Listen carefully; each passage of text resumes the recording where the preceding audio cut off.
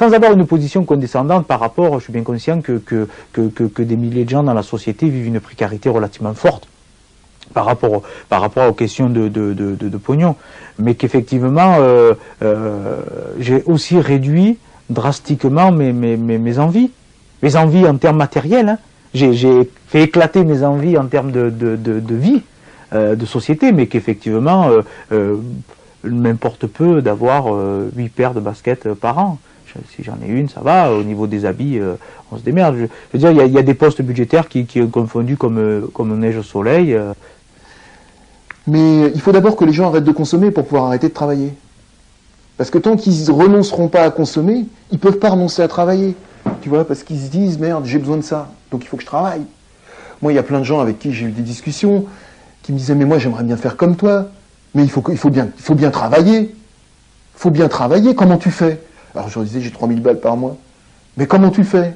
Puis après, quand on discutait du truc, alors eux, ils avaient été passer leurs vacances au Maroc, moi j'avais été chez mon frère à Angers, tu vois. Bon, voilà, au bout d'un moment, tu trouves comment il fait le gars.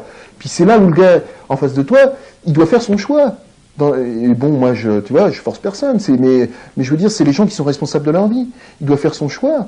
Il doit faire son choix et se dire, est-ce qu'il vaut mieux que j'arrête et que je sois obligé de vivre comme lui? Ou est-ce que je préfère continuer à prendre des vacances au Maroc et avoir ma bagnole et machin et tout, et puis travailler toute la vie. Voilà, et puis continuer 8 heures par jour, aller pointer au bureau, à l'usine, à l'entrepôt, à n'importe où. Si, il y a deux possibilités à mon avis. Je veux dire, on est dans un système, soit on fait rentrer de l'argent, soit on évite qu'il sorte.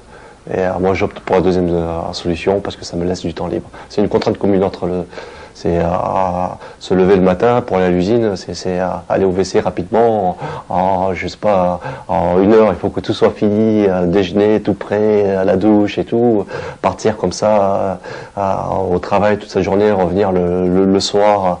Je trouve que c'est une sacrée contrainte. Moi, calculer mon argent, regarder avec les peu de moyens que j'ai, comment essayer de finir mon mois, c'est une contrainte aussi, mais je préfère celle-ci que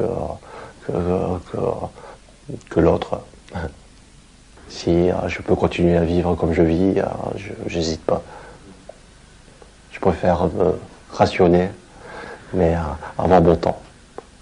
Ce qui est formidable. Si je décide de lire un livre, je peux le lire en 48 heures, 24 heures. Je veux dire, qui a cette possibilité-là aujourd'hui? Je vis ce que les retraités vivent. En fait, je me sens vachement d'affinité avec les retraités.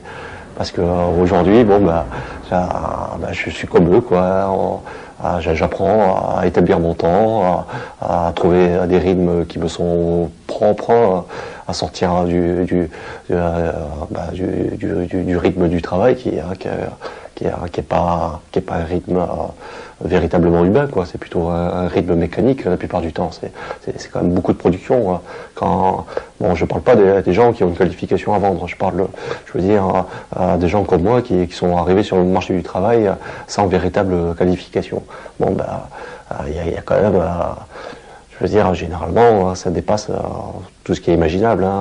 Moi, je me souviens des moments donnés, après les 3-8, ce type en travail d'usine, je rentrais, j'étais un vrai bof. Je mettais les pieds sur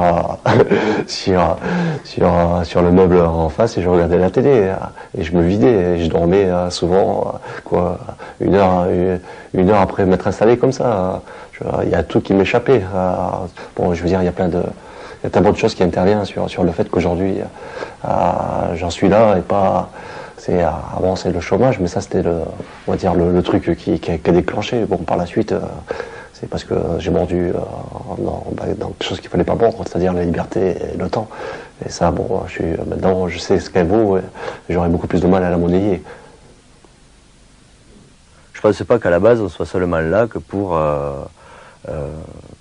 fournir de la main-d'œuvre à un système qui est uniquement productif.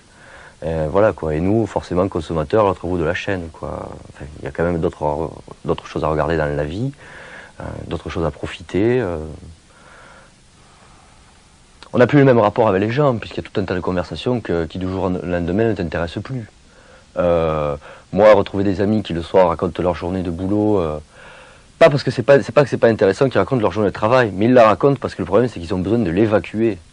C'est ça le pire, quoi. C'est-à-dire que bon, on peut même pas discuter parce qu'en fait, c'est pas une discussion, quoi. C'est-à-dire que le type il vomit tout ce machin qu'il a engrangé toute la journée dans sa tête et qu'il faut à tout prix qu'il se débarrasse s'il veut arriver à dormir, quoi. Ou alors il a intérêt à boire ou prendre des cachetons, quoi. Voilà, quoi.